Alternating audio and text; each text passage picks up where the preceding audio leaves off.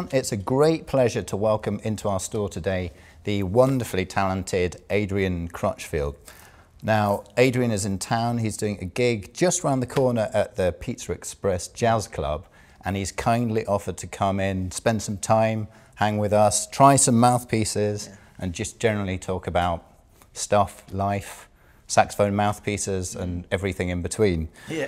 So, well, first of all, welcome to the store. Thanks so much for coming in. Listen, thank you for having me. Thank you. I gotta warn you. So if you see me like wandering and looking, for those of you watching, this is saxophone heaven. It's my first time here, but they have everything, and I'm distracted, so please forgive me throughout this whole video. I'm gonna be like just staring in different directions because they have everything you can want here. What am I gonna say? You're gonna make me blush if you carry on like this, but thank you very much. It's I do crazy. Appreciate it. You gotta get, if you haven't been here, you need to get over, even if you just come to London just for this. So what I intend to do today is these 5 mouthpieces that we've got on the floor here. Adrian has very kindly been blowing on these in our little demo booth in the corner behind us there earlier today. You sounded absolutely fantastic. So we're going to go through the Theo range of mouthpieces and kind of gather Adrian's thoughts and discuss it as we go along, because there's some really interesting stuff to tap into, and this is just such a great opportunity to, you know, utilize the chops of a working pro musician who's really suited to this style of mouthpieces. We're going to sort of dive into his connection with Theo Wanne, and there's some really interesting stuff there. We were chatting off camera before, and we were chatting for ages, so we're going to try and condense it so it's a nice, concise video for you guys. But we've got lots of really interesting stuff to get into. So let's just go straight in to the mouthpiece on the floor to my right. And if we start with the darkest one here, so this is the Earth 2.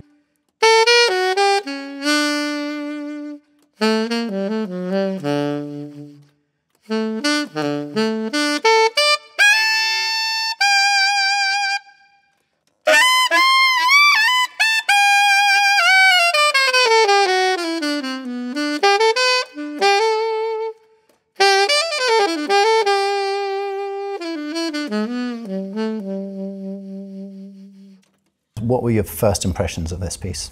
Well, it's interesting because unlike most of the other Theo pieces, I have not had the opportunity to work with this one before today. So it was just, it's literally a first impression type of thing. And I was pleasantly surprised. I assumed that the Earth would be very dark and wouldn't have a lot of edge to it, but it had a great body.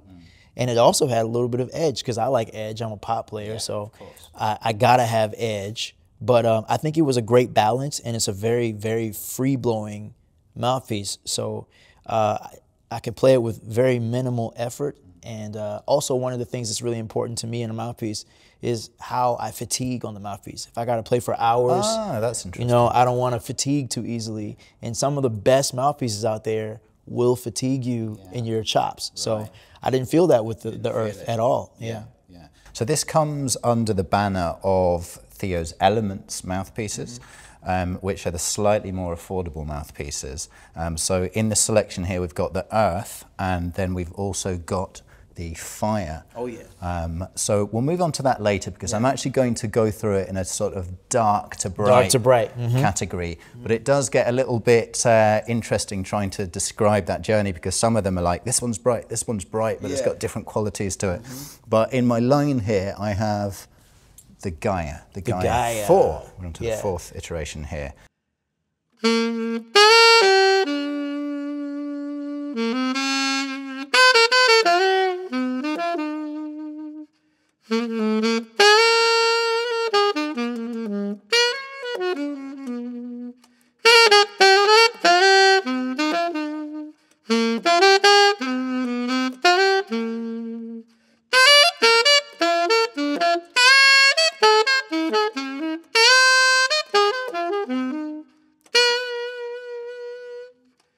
What are your impressions of the Gaia? So again, this is another piece that, this is literally my first impression of it. I actually play the Gaia hard rubber on soprano, and I love it. I love it. Most people would think I didn't because, again, I like brightness, but on soprano I find that warmth is just enough, and I already have a naturally bright tone, so it balances out. Now, my experience with the alto piece here, my experience with the alto piece here is similar to the Earth. A lot of body and presence that I really enjoyed, but also just enough edge to let you know that it's there. And there's some things going on with the baffle there. Yeah, that are we're both looking at that right now. Yeah. Check out this. I think the idea here is, obviously we've got a slightly raised baffle here, and we're getting just enough edge in there, but there's enough body going on at the same time. I could hear a nice, sweet, warm sound coming from you.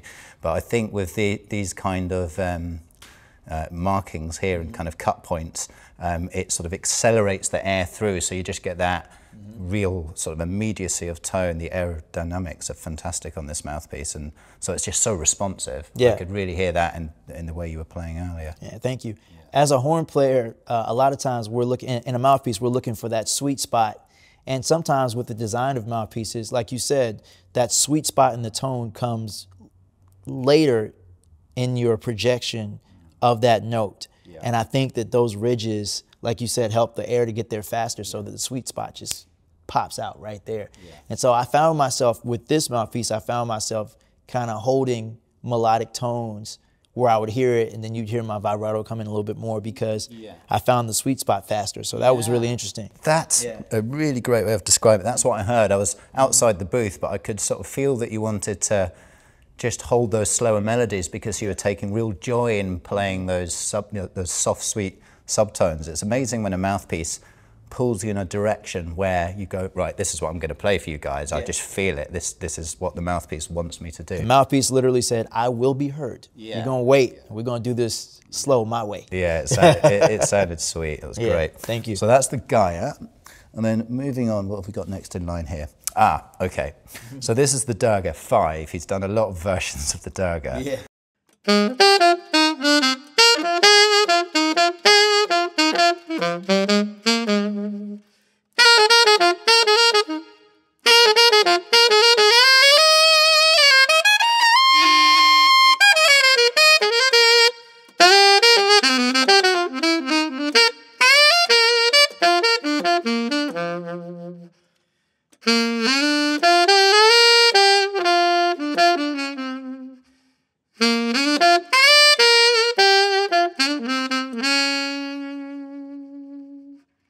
So the Durga was, from the beginning of my relationship with Theo Wanne, the Durga was always the mouthpiece that stood out to me.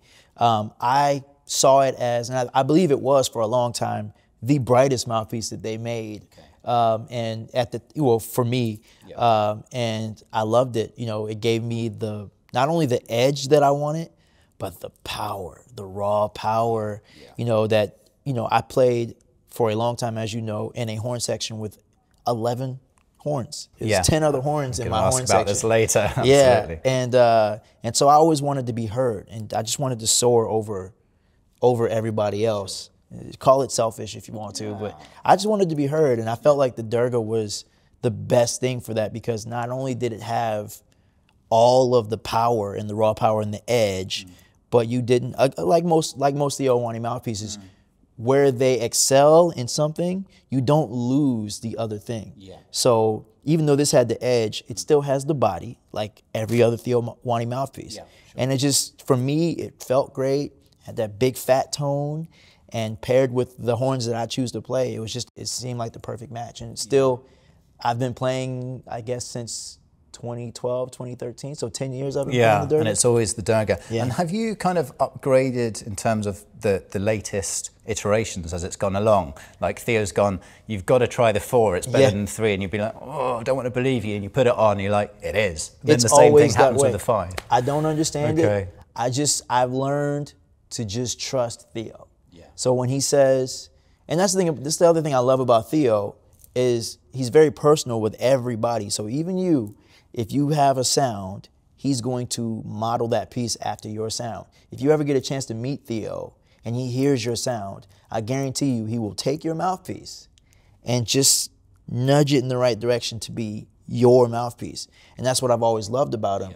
And so when he says, you've got to try this new one, I'm going to send you this new one, or at NAMM when he says, I want you to try this. I've just learned to trust him because even though I think you can't get any better than this, then he shows me something and I'm like... Yeah, he always wants to take it to the next step. As you say, he wants to please everyone. And that's all players, you know, pros like yourself or people who've been playing maybe a couple of years. He really does take his art really seriously. No, I totally agree about the Durga. And for me it sits, I mean, it's in the middle of the range lying here on the floor.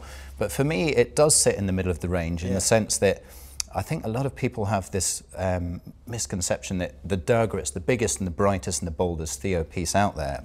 But it's not quite. It does have a very exaggerated baffle here, which is giving this huge amount of cut at the start of the sound.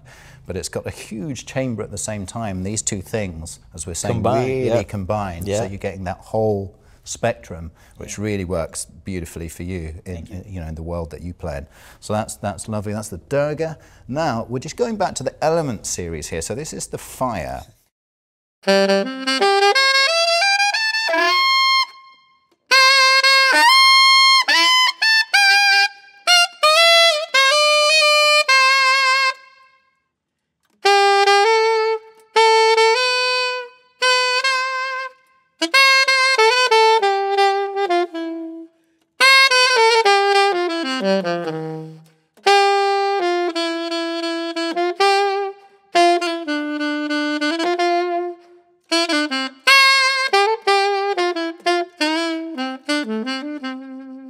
So the idea with this less expensive range that the Element series is that it's still the same CNC machines that Theo uses to make the expensive Pro-line mouthpieces, but the internal geometry isn't quite as complex in these mouthpieces, and so it's sort of less time demanding in terms of the production of these mouthpieces. Hence they can bring the prices down and make it more affordable for players who really want to get into Theo Wanne mouthpieces. So it's great that he's done that, and you might sort of think, oh, but are we compromising in terms of the quality and the output of these mouthpieces?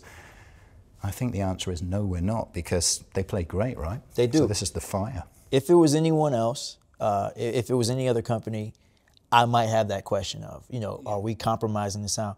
But because, just like what we were talking about earlier with Theo Wanne, I mean, he's just that type of person where he's always striving for the next great thing and making each individual great.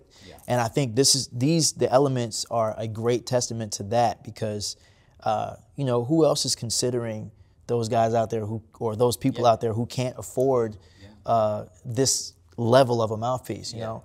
I was that person for a long time, and so as you were explaining to me, I was that person. I couldn't, you know, let alone buying 3 or 4 of them, you know, one for each horn. So I don't think there was any compromising. And again, I've played the mouthpiece, and it's like, man, sometimes I wanna pick. I have friends, you know, as I told you before, I have a friend who swears by the Fire mouthpiece now. He thinks it's the best thing in the world, and it literally changed his life because he suffers from asthma, and so the Fire mouthpiece actually was great because it allowed him to project in a way that he couldn't project before. So now he's hearing his sound in an entirely different way.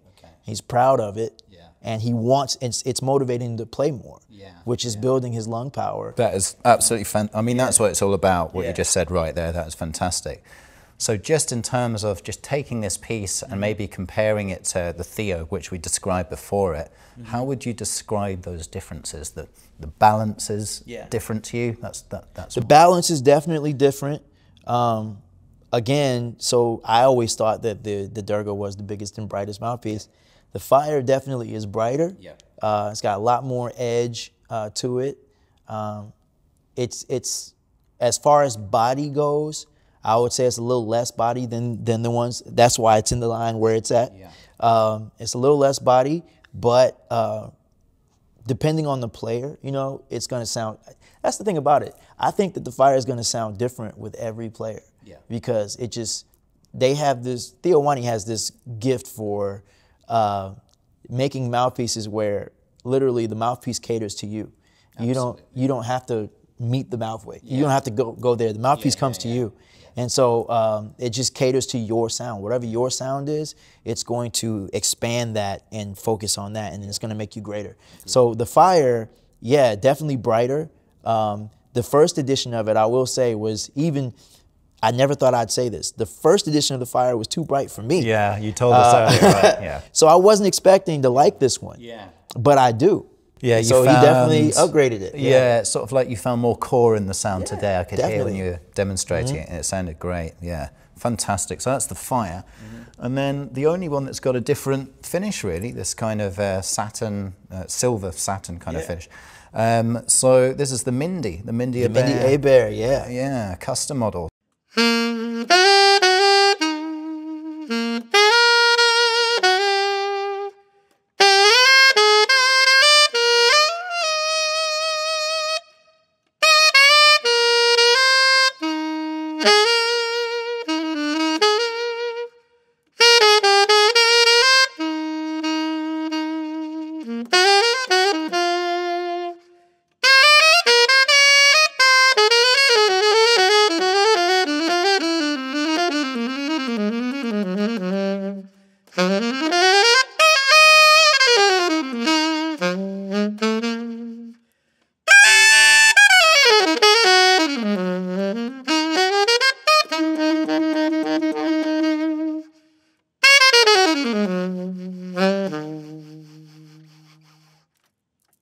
When I first put it on, I recognized it from a prototype that that I tried for Theo years ago, but it's got some Mindi touches to it. Right. So it's definitely different from the prototype that I tried, but there are some similarities.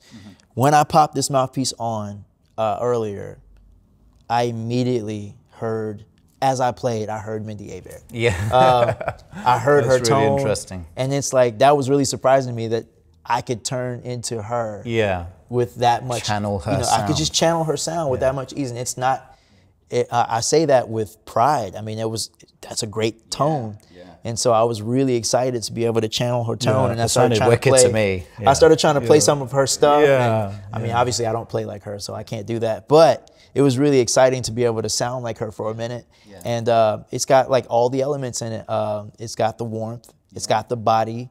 It's got the sassy edge to it that Mindi has. I don't know, she has like something about the way she plays, and it just like has this beef to it. Yeah. That's like, I want to say it, I want to call it a husky sound. She got a really husky sound. She does, agreed. And I can never really find that. Yeah. But I found it on there. You did, yeah. So it sort of made sense. I mean, it's interesting, isn't it? The common theme with all of these mouthpieces is that they have a lot more than just the edge. And you're looking for that edge with everything that you do. And I can hear that edge coming across in the way you play when I was listening back there. But all of them have a different degree of body. And this one here is no exception. I mean, you can see it's really squeezed through the middle here. That is a sort of small chamber. And there's a very high baffle. But somehow he manages to give it that character and depth within the sound. They all have their individual character. Another thing I want to point out about every one of these mouthpieces that I noticed earlier, something that we don't talk about enough, is the range of versatility when it comes to dynamics. I was able to play with just as much passion and ferocity in the soft range as I was in the hard and loud range. I pulled out my Universal Method book, started playing etudes. I was able to do that and play with ease. So a lot of times what we find is when we go to metal mouthpieces, that can be a little taxing, is trying to do those things and stay even. But I did not have that problem. I've never had that problem with these mouthpieces. Yeah. Sounding great. Well, listen, as mentioned before, you're here to do a show. I know you're around for like 4 or 5 days, so we really appreciate you coming down here. Yeah. So you're playing at the Pizza Express? I'm playing at the Pizza Express. Okay, sounds great. So what's the vibe of the gig you're doing there? So it's just, you know, I've played the Pizza Express before with different people. I've never had the opportunity to come and do it myself. And so I've always wanted to come back and do it. And they graciously let me come. And I had another show that was planned opening for someone, which is like a 20-minute set or something like that. And that show actually got canceled because the main artist can't come yet. It happens. So I'm just looking forward to Pizza Express. It's going to be, of course, my music. I'm going to play a lot of original music. I'm also going to play some covers that people like and know. And it's the season, so I got to play some Christmas music. You've got to do it. I got to do it. You've got to do it. Know?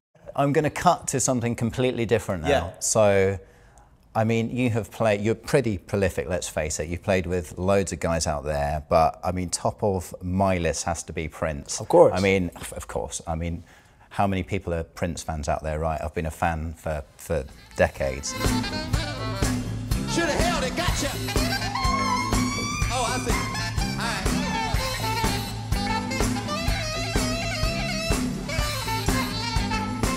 Sing y'all, come on.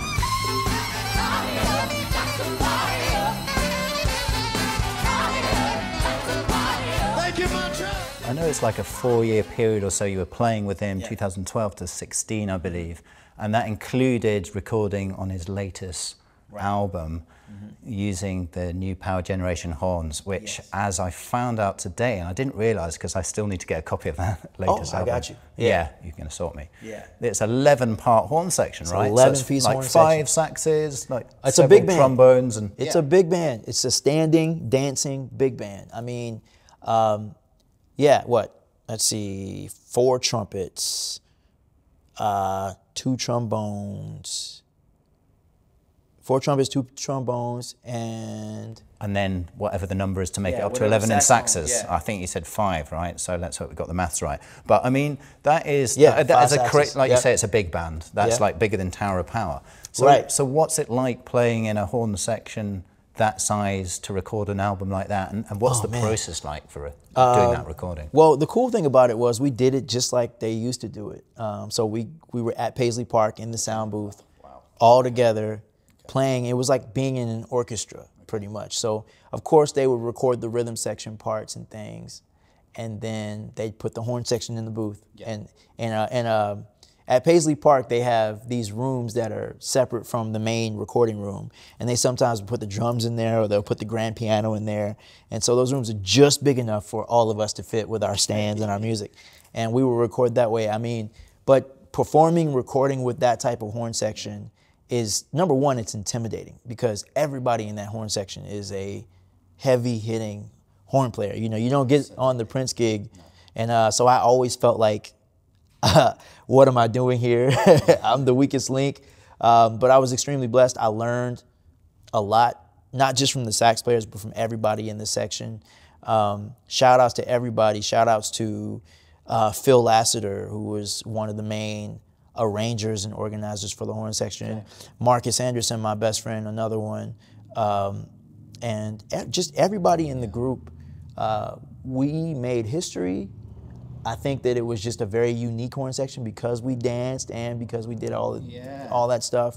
But also we just sounded like a wall of sound. Imagine having horns to your right, horns to your left. Stereo wall of sound coming at you.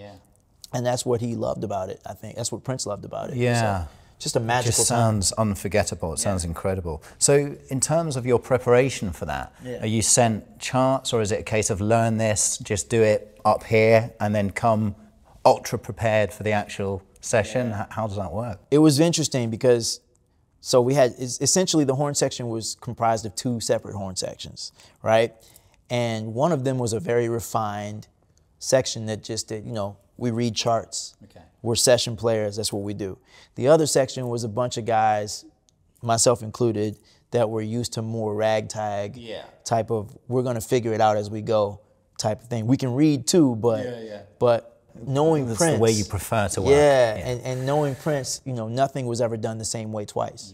So I wanted to make sure that we were prepared to turn on a dime, and that's what we did. It was very, very difficult, but when you practice for 8 hours a day, every day for like 2 months, it becomes second nature. And the way it went, it was like a language. So we knew if he did a certain thing, we knew he was going to a certain place with that. And by that time, everything was muscle memory, So that's what it takes is practice. There you go. That is a great message.